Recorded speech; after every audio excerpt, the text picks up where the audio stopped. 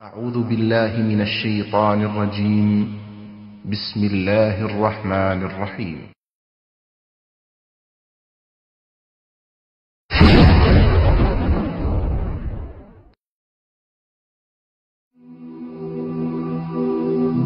মৃত্যু এমন এক বাস্তবতা যার থেকে কেউ পলায়ন করতে পারবে না। প্রত্যেকটি প্রাণীকেই মৃত্যুর স্বাদ আস্বাদন করতে হবে। আল্লাহ তাআলা পবিত্র কালামে মাজিদে ইরশাদ করেন, কুল্লু নাফসিন যায়িকাতুল মাউত, প্রতিটি প্রাণী ওই মৃত্যুর স্বাদ আস্বাদন করবে। কুল ইন্নাল মাউতাল্লাযী তাফিররুনা মিনহু ফাইন্নাহু মুলাকীকুম, হে নবী আপনি বলে দিন, মৃত্যু যার থেকে তোমরা পলায়ন করছো সে অবশ্যই তোমাদের সাথে সাক্ষাৎ করবে। আইনামা তাকুনু ইউদরিকুমুল মাউত ওয়ালাউ কুনতুম ফি বুরুজিম মুশাইয়াদা, তোমরা যেখানেই থাকো না কেন মৃত্যু তোমাদেরকে পাকড়াও করবেই, যদিও তোমরা সূর্য দুর্গে অবস্থান করো। লিকুল্লি উম্মাতিন আজাল, ইযা জাআ আজালুহুম ফালা ইস্তাখিরুনা সাআতান ওয়ালা ইস্তাকদিমুন, প্রত্যেকটি জাতিরই মৃত্যুর জন্য একটি নির্ধারিত সময় রয়েছে। যখন সেই নির্ধারিত সময় চলে আসে তখন তার থেকে এক মুহূর্ত আগ পিছ করা হয় না। এই ক্ষণস্থায়ী পৃথিবী যাকে নিয়ে তোমরা স্বপ্ন দেখছো, এই স্বপ্নের পৃথিবীও একদিন ধ্বংস হয়ে যাবে। কিয়ামতের সময় যখন নিকটবর্তী হবে তখন আল্লাহ সুবহানাহু ওয়া তাআলা নিজের দায়িত্বপ্রাপ্ত ফেরেশতাকে সিংহায় ফুৎকার দেওয়ার আদেশ দিবেন।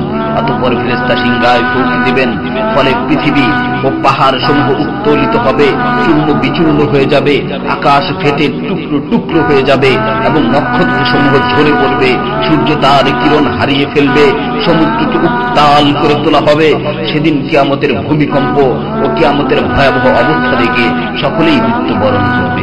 আল্লাহ তাআলা বলছেন, ইয়া আইয়ুহান নাসু তাকু রাব্বাকুম ইন্না জালজালাতাস সাআতি শাইউন আযীম يوم ترونها تذهل كل مرضعة عما رضعت وتضع كل ذات حمل حملها وترى الناس سكارى وما هم بسكارى ولكن عذاب الله شديد।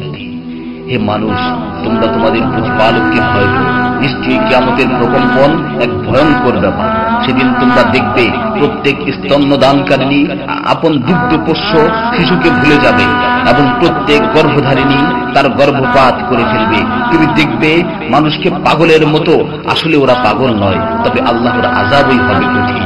فإذا نفخ في الصور نفخة واحدة وحملت الأرض والجبال فدكتا دكة واحدة, অতঃপর যখন সিংহায় ফুঁক দেওয়া হবে একটি মাত্র ফুঁক, আর জমিন ও পর্বতমালাকে উত্তোলিত করা হবে এবং মাত্র একটি আঘাতে এগুলো চূর্ণ বিচূর্ণ হয়ে যাবে। ইযা সামাউ ফাতারাত ওয়া ইযাল কাওয়াকিবু ইনতাসারাত ওয়া ইযাল বিহারু ফুজ্জিরাত ওয়া ইযাল কুবুরু বু'সিরাত আলিমাত নাফসুম মা কদ্দামাত ওয়া আখখারাত, যখন আসমান বিদীর্ণ হবে, আসমান ফেটে টুকরো টুকরো হয়ে যাবে, আর যখন নক্ষত্রগুলো ঝরে পড়বে, আর যখন সমুদ্রগুলোকে উত্তাল করে তোলা হবে, আর যখন কবরগুলোকে উন্মোচিত করা হবে, তখন প্রত্যেকেই জানতে পারবে সে আগে কি পাঠিয়েছে এবং পরে কি পাঠিয়েছে। সেদিন কিয়ামতের ভয়াবহতায় আল্লাহ সুবহানাহু ওয়া তাআলা ব্যতীত প্রতিটি প্রাণী প্রাণ হারাবে। পবিত্র কালামে মাজিদে ইরশাদ হয়েছে, কুল্লু শাইইন হালিকুন ইল্লা ওয়াজহা, সেদিন আল্লাহর মহান সত্তা ব্যতীত প্রত্যেকটি জিনিসই ধ্বংস হয়ে যাবে। কুল্লু মান আলাইহা ফান ওয়া ইয়াবকা ওয়াজহু রাব্বিকা যুল জালালি ওয়াল ইকরাম, সেদিন জমিনের উপর যা কিছু রয়েছে সবই ধ্বংস হয়ে যাবে, আর শুধুমাত্র মহামহিম ও মহানুভব আল্লাহ সুবহানাহু ওয়া তাআলাই বাকি থাকবেন। তাফসীরে ইবনে কাসীরে বর্ণিত হয়েছে, যখন ইসরাফিল আলাইহিস সালাতু ওয়াস সালাম সিংহায় ফুৎকার দিবেন তখন সকলেই মরে যাবে। মালাকুল মাউত মৃত্যুর ফেরেশতা এসে আল্লাহ তাআলাকে বলবে, হে আল্লাহ, সকলেই মরে গেছে। তিনি জিজ্ঞেস করবেন, অবশিষ্ট কে আছে? উত্তর দিবে, হে আমার রব, আপনি, আর আপনি তো হলেন চিরঞ্জীব। এছাড়াও বাকি রয়েছে জিবরাইল, মিকাইল ও আরশ বহনকারী ফেরেশতাগণ। আল্লাহ তাআলা বলবেন, জিবরাইল ও মিকাইলেরও তো মৃত্যু হওয়া উচিত। মৃত্যুর ফেরেশতা মালাকুল মাউত বলবে, হে প্রভু, জিবরাইল ও মিকাইলও মরে গেছে। আল্লাহ তাআলা জিজ্ঞাসা করবেন, এখন আর কে বাকি আছে? সে বলবে, এখন আমি বাকি আছি ও আরশ বহনকারী ফেরেশতাগণ বাকি আছে। তখন আল্লাহ তাআলা বলবেন, আরশ বহনকারীদেরকেও মরতে হবে, তারাও মরে যাবে। আল্লাহ তাআলা আবার জিজ্ঞাসা করবেন, এখন কে বাকি আছে? মালাকুল মাউত আজরাইল আলাইহিস সালাতু ওয়াস সালাম বলবেন, হে আমার রব, এখন আপনি বাকি আছেন এবং আমি বাকি আছি। তখন আল্লাহ তাআলা আজরাইল আলাইহিস সালাতু ওয়াস সালামকে বলবেন, তুমি তো আমার মাখলুক, সুতরাং তুমিও মরে যাও। তিনি তৎক্ষণাৎ মরে যাবেন এবং শুধুমাত্র আল্লাহ তাআলাই বাকি থাকবেন। অতঃপর আল্লাহ সুবহানাহু ওয়া তাআলা জমিনকে ভাঁজ করে ফেলবেন এবং তিনি 3 বার বলবেন, আনাল জব্বার, আনাল জব্বার, আনাল জব্বার, আমি প্রতাপশালী, আমি প্রতাপশালী, আমি প্রতাপশালী।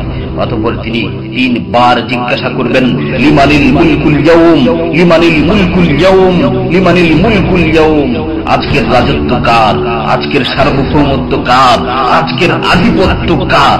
জবাব দেওয়ার মতো কেউই থাকবে না। তিনি আবার উত্তর দিবেন, লিল্লাহিল ওয়াহিদিল কাহ্হার, আজকের রাজত্ব, আজকের সার্বভৌমত্ব, আজকের আধিপত্য পরাক্রমশালী একমাত্র আল্লাহ।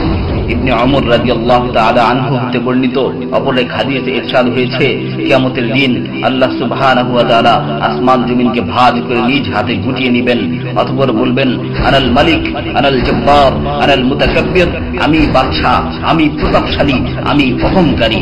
আইনা মুলুকুল আরদ, আইনাল জব্বারুন, আইনাল মুতাকাব্বিরুন, দুনিয়ার রাজা বাদশা কোথায়, দুনিয়ার প্রতাপশালীরা কোথায়, দুনিয়ার অহংকারকারীরা কোথায়? তখন আল্লাহ তাআলা সুউচ্চ কণ্ঠে 3 বার জিজ্ঞাসা করবেন, লিমানিল মুলকুল ইয়াউম, লিমানিল মুলকুল ইয়াউম, লিমানিল মুলকুল ইয়াউম, আজকের রাজত্ব কার, আজকের সার্বভৌমত্ব কার, আজকের আধিপত্য কার?